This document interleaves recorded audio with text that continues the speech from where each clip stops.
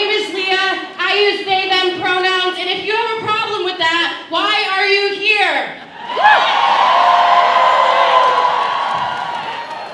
Right now, across this country and around our state, there's a war being waged against queer and trans people. It is not subtle. It is not quiet. It is loud. It is violent. And it is being orchestrated from the highest levels of our federal government. We are actively watching lawmakers ban health care for trans youth. We are watching entire identities being erased and criminalized.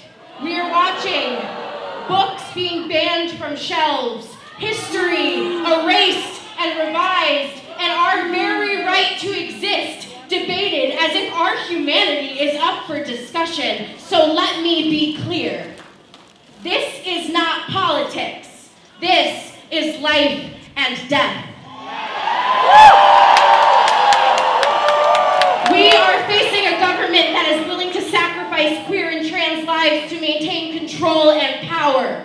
With every anti-trans bill, every drag ban, every attack on reproductive freedom.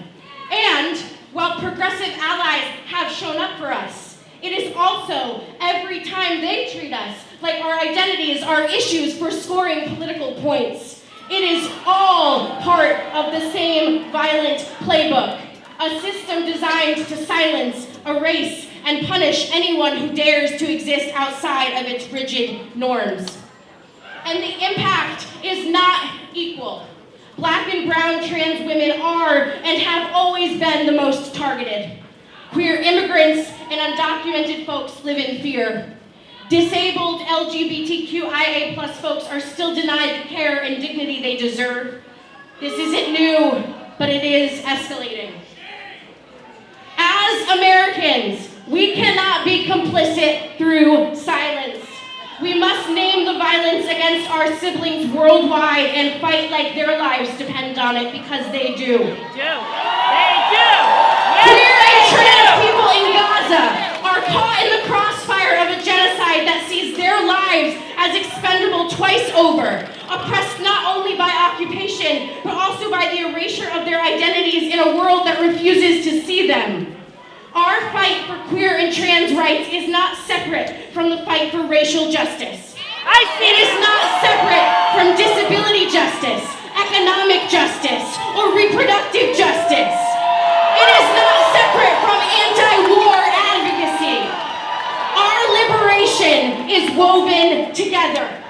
We don't get free by climbing over each other. We get free by linking arms and refusing to let go.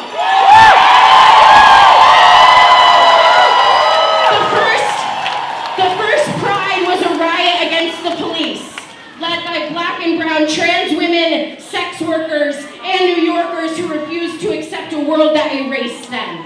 Today, we carry that same fire, that same refusal, that same power.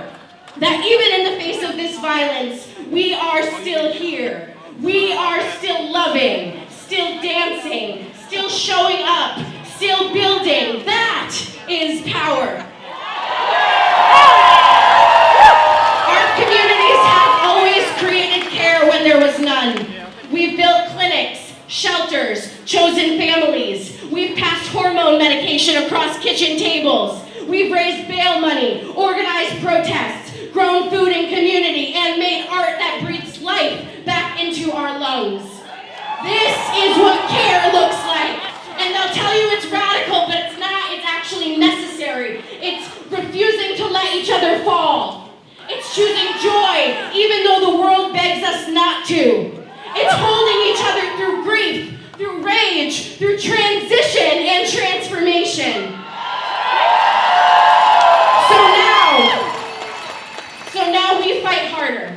We organize smarter. We protect each other louder. We don't wait for permission